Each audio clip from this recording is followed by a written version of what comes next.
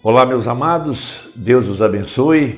Estamos aqui para trabalhar juntos, eu e você, por esta causa tão preciosa que é a causa do Evangelho.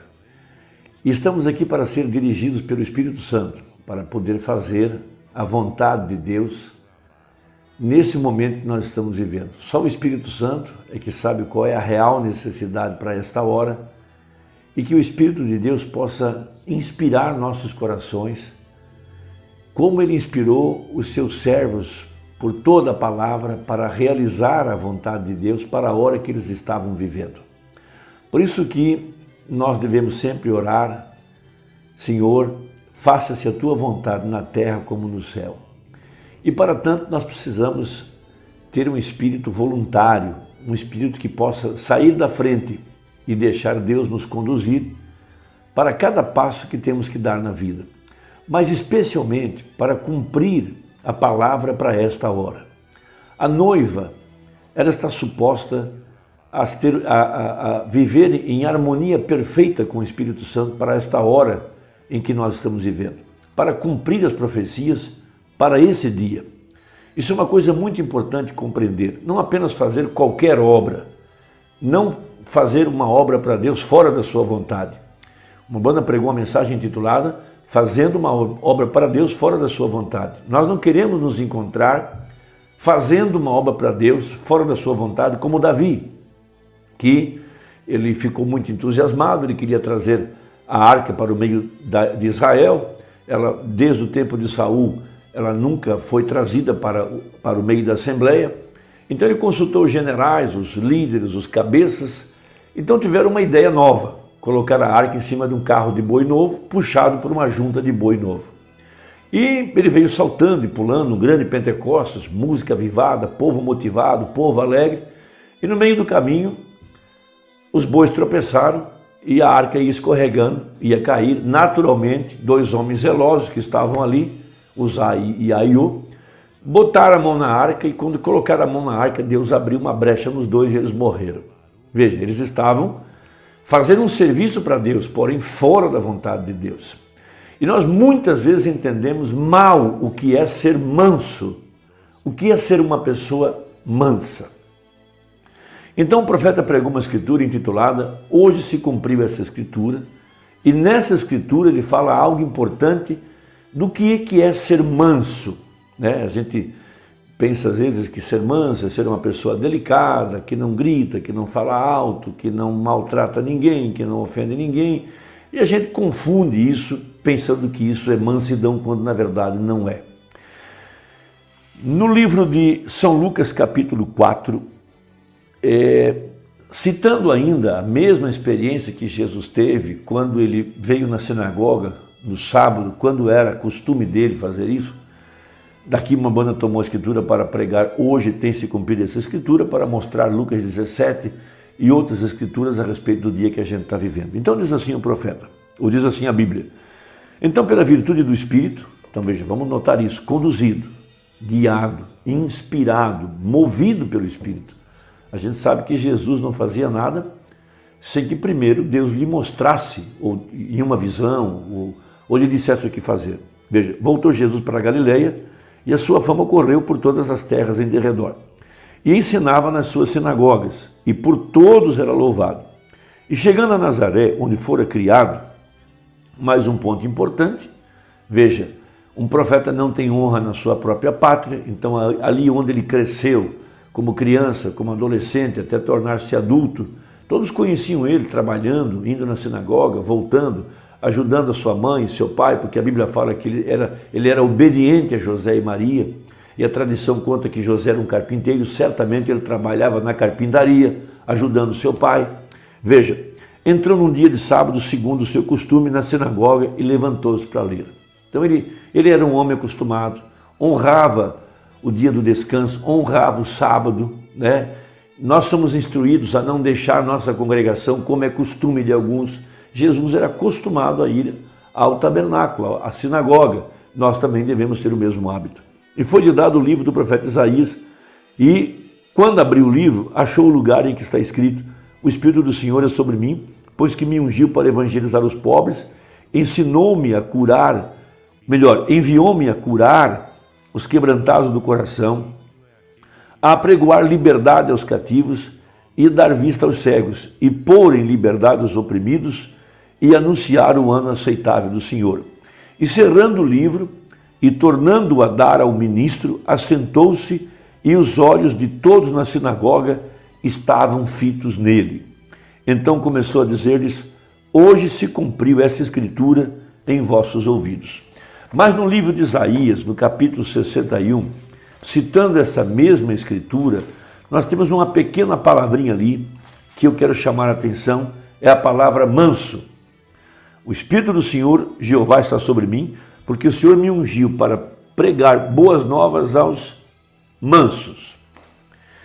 Então, boas novas significa evangelho. Evangelho quer dizer boas novas. Evangelho, ou as boas novas, seriam pregadas a um povo eleito, a um povo predestinado, porque Jesus disse: ninguém pode vir a mim se o Pai não o trouxer. Depois ele também disse que ninguém podia entender a palavra a não ser que fosse revelada pelo Espírito Santo. Então o profeta toma essa pequena palavrinha, manso, e explica algo muito importante para nós no parágrafo, a partir do parágrafo 34 da mensagem, hoje tem se cumprido essa escritura pregada em 19/2/65.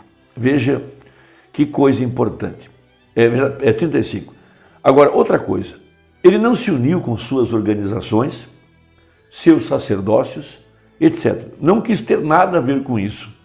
Para eles, isso simplesmente foi outro ponto contrário. E além disso, ele procurava destruir o que eles haviam edificado. Quebrando as tradições, quebrando os credos, quebrando os dogmas, chamando os fariseus de hipócritas, chutando as mesas, soltando as pombas, pegando um azorrague e batendo nas costas dos cambiadores. Ele não teve polidez ao falar. E muitas vezes nós entendemos o que é a palavra manso, entendemos ela errada. Então veja, ele entrou no templo e nós lhe chamamos um homem manso. E o era, porém muitas vezes nós entendemos mal o que é a mansidão. Ele também era um homem de compaixão, porém nós não entendemos bem o que era compaixão. A simpatia humana não é compaixão. Compaixão é operar a vontade de Deus. Então, quando nós estamos cumprindo a vontade de Deus para as nossas vidas, o mundo pode não nos entender, pode não nos compreender, pode nos rejeitar e nos expulsar. Mas se você está obedecendo à voz do Espírito, isso é ser compassivo e isso é ser manso. Veja, ele passou pela multidão de enfermos que se encontrava em torno do tanque de Betesda. Veja, agora multidões não significa nenhum número fixo. Porém ali havia multidões de coxos, mancos, cegos e assim por diante. E ele sempre tinha compaixão das pessoas. Porém nessa ocasião chegou a certo indivíduo que não estava coxo, nem manco, nem cego, nem seco. Talvez tinha uma enfermidade de prostração ou alguma outra coisa atrasada, porque havia tido por 38 anos. E esta coisa não lhe molestava muito, não ia morrer com esta coisa que tinha. Estava ali sobre a cama e Jesus lhe perguntou: queres ser curado? O homem lhe respondeu: não tenho quem me jogue na água, porque quando eu vou, alguém sempre se lança antes de mim. Então ele podia ver caminhar de uma parte para outra, porém estava debilitado. Então Jesus lhe disse: levanta-te, toma a tua cama e vai-te à tua casa. Depois Jesus foi interrogado sobre este assunto, porque você recorda que a Escritura diz, e com razão, porque se ele viesse a essa cidade nesta noite e operasse algo assim, falariam mal hoje também. Porém, recorde, ele veio para fazer uma só coisa, a vontade de Deus. A declaração disso se encontrava em São João, capítulo 12, verso 5, ou melhor, capítulo 5, verso 19, 5, verso 19. Mas Jesus respondeu e disse-lhes: na verdade vos digo que o Filho por si mesmo não pode fazer coisa alguma se o não vir fazer o Pai, porque tudo quanto a ele faz, o Filho faz igualmente. Então havia sempre uma visão, assim por diante. Deuteronômio 18:15, veja: o Senhor teu Deus te despertará um profeta do meio de ti, de teus irmãos como eu, a ele ouvireis. Então notou você que quando Jesus viu a esse homem, já havia estado nessa condição por muitos anos, ele sendo um profeta, viu a este homem nessa condição e foi ao tanque, abrindo caminho entre todos os enfermos até encontrar a este indivíduo. Passou por cima dos coxos, cegos, mancos e ressecados, ainda que sendo um homem cheio de compaixão, porém compaixão é fazer a vontade de Deus. Então o que eu estou tentando dizer, que nesta hora que o Espírito Santo dirige os nossos corações para cumprir a Escritura, para esta hora que nós estamos vivendo, ver qual é a profecia e estar reunido ao redor da profecia, porque onde estiver o corpo, ali vão se juntar as águias. Então a verdadeira igreja será movida pelo Espírito Santo para cumprir a vontade de Deus, como Maria disse, cumpra-se em mim, de acordo com a tua palavra. Então, a verdadeira igreja de nosso Senhor Jesus Cristo é aquela que está fazendo a vontade de Deus para esta hora, cumprindo a Escritura para este momento. E veja, nós estamos supostos a ter nossa vida revestida do Espírito Santo, para que em ordem os mortos dos 2000 anos ressuscitem e nós seremos transformados e juntos subiremos a encontrar o Senhor nos ares. Então o que eu quero que você grave nesta hora, que você busque a inspiração do Espírito Santo. Deus sabe qual é a necessidade e Deus sabe como nos levar a fazer a vontade dEle, porque aí na frente virá uma grande pressão e quando chegar a necessidade, o Espírito Santo nos dirá o que fazer para cumprir o propósito de Deus para essa hora, cumprir o plano pré-ordenado. A igreja não passará pela tribulação. Ele te guardará da hora da tentação que ele vir sobre todo mundo, diz a Bíblia.